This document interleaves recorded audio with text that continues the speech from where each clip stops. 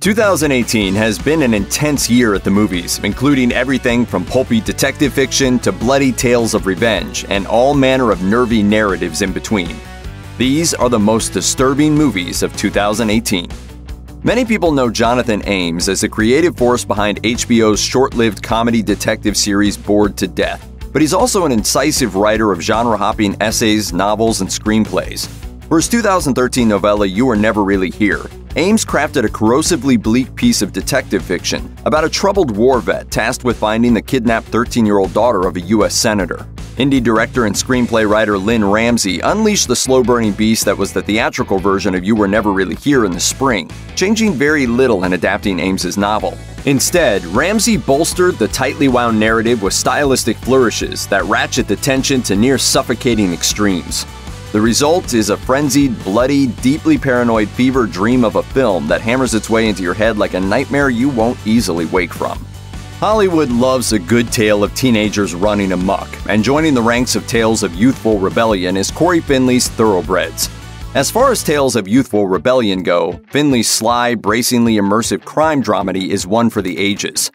Thoroughbreds follows two upper-class teens who live on opposite ends of the human emotional spectrum.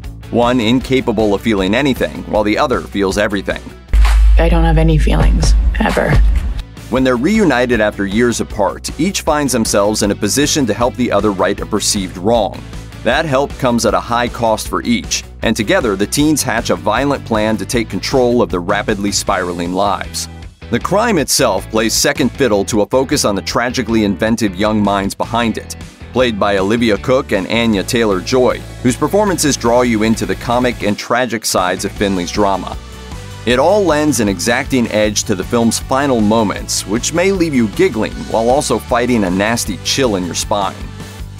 Corley Farge's debut feature, set in the sweltering Moroccan desert, is proof that revenge is not always a dish best served cold.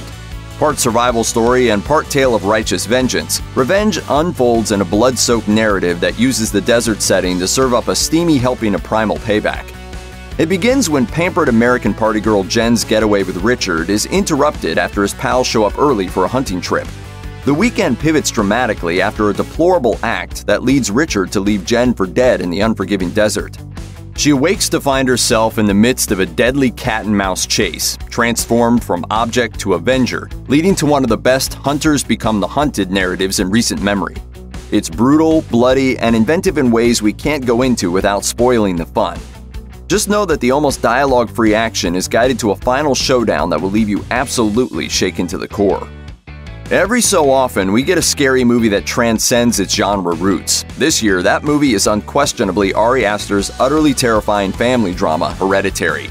The less you know going in, the better, but we can say that this film begins dark, and Aster spends the next hour tightening the screws to an unbearable sense of atmospheric dread, before hitting you with one of the most shocking moments in horror movie history.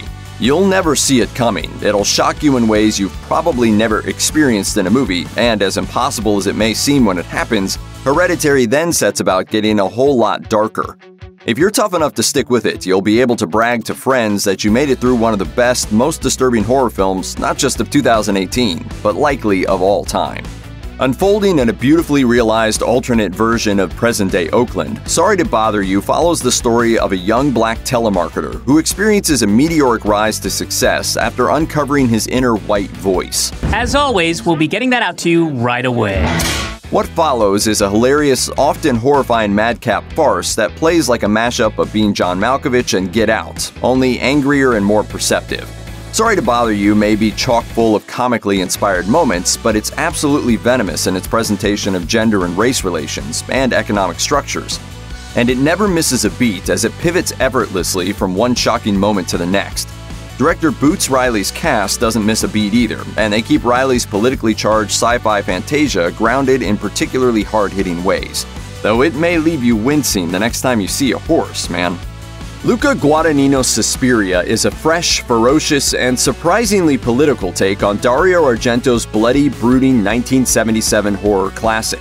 The newest version of the twisted tale about an enigmatic dancer being tormented by dark forces actually bests the film that inspired it in both scope and scares. Suspiria's 2018 version also dances past Argento's original in runtime, clocking in at a hefty 152 minutes, and is filled with welcome narrative additions like character development and actual dancing. It also tends to avoid blind bloodlust in favor of mood and menace as well, ratcheting up the tension with fiery flourishes of nightmarish imagery that punctuate the gruesome acts of violence throughout. Even if you've seen Argento's Suspiria, you won't be prepared for the gritty, grisly carnage Guadagnino brings to the table, making his take not just one of the most ambitiously unsettling remakes ever produced, but also one of the best. Mandy is a film whose atypical revenge narrative certainly fits the B-movie mold, even as it mercilessly transcends expectations, made even better by the fact that Nicolas Cage plays a man hell-bent on avenging the murder of his lover. Somehow, Mandy ended up being one of the most memorable films in Cage's filmography. So what you hunting? It's crazy evil! It's what director Panos Cosmatos does with this construct that makes the film so uniquely disquieting, peppering the action with a murderous cult of hippies led by a folk-singing wannabe demigod. Throw in a demonic biker gang, hallucinatory narcotics, surrealistic imagery, and enough fake blood to float an arc, and you've earned a spot in the vaunted cult classic canon. Yes, Mandy is every bit the B-movie it seems, but it's also one of the most visually striking, vividly realized, and wholly original films of the year, and its unbridled insanity simply must be seen to be believed. Cage crazier than usual? Crazier than this?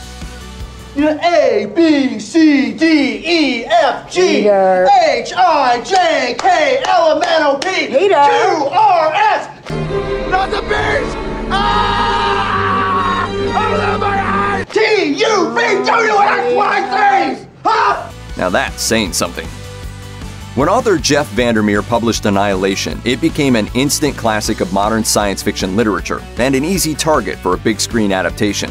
Fans of the book were even more excited when hearing that Alex Garland was handling that adaptation.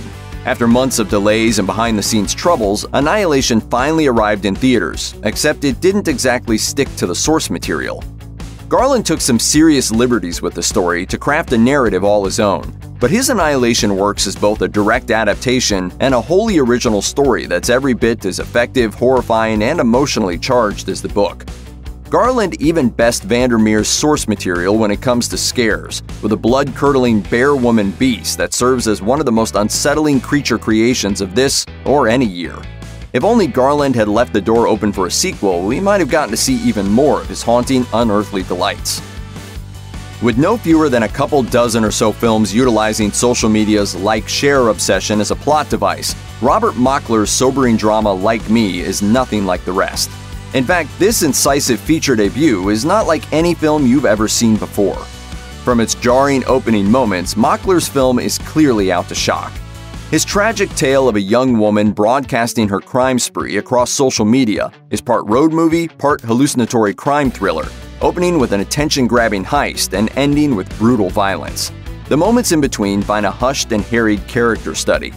Vivid photography and kaleidoscopic editing ensure that even the film's muted moments come and go with galvanizing energy. That manic mix of styles makes Like Me the sort of soul-crushing, spirited film you simply cannot unsee, so make sure that you do. After unleashing his sweaty-palmed action epic The Raid in 2011 and following it up with the equally bonkers The Raid 2, Gareth Evans proved himself to be a master of both staging and human drama. So there was good reason to be excited when Netflix announced they'd be producing Evans' new film, Apostle, which saw the director tackling the horror genre. The result was a period thriller about a troubled man tasked with retrieving his sister from a creepy island-dwelling religious cult who worship a bloodthirsty deity. For the first hour, the movie swings a hypnotically unholy pendulum before viewers' eyes, giving Apostle a near suffocating gothic energy.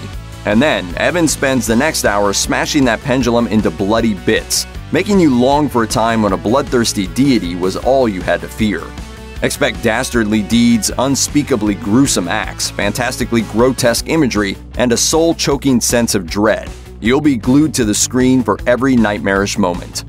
We're in a virtual golden age of genre mashups, and one amazing example of this is the gloriously unhinged World War II horror thriller Overlord. Few other 2018 films arrive as well equipped to delight and disturb in equal measure.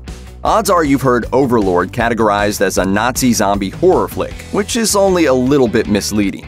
Yes, there are lots of evil Nazis, and the dead aren't always exactly dead, but we can tell you there's a lot more going on here than meets the eye. The film, set on the eve of D-Day, is an excellent World War II movie, opening with a harrowing parachute drop behind enemy lines, following a band of soldiers on a suicide mission that will turn the tide of the war. That mission leads them to a French village teeming with Nazi soldiers and scientists.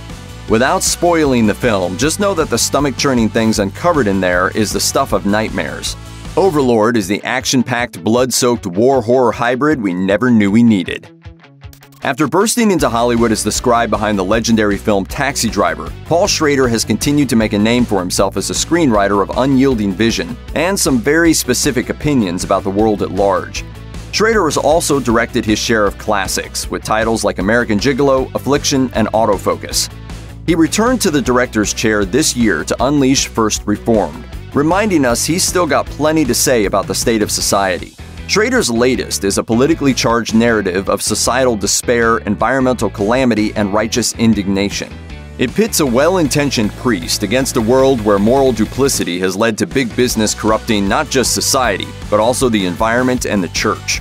Anchored by a career-best performance from Ethan Hawke, First Reformed is a desolate piece of work driven by insightful writing, unforgettable imagery, and an atmospheric energy that teeters ever on the edge of horror.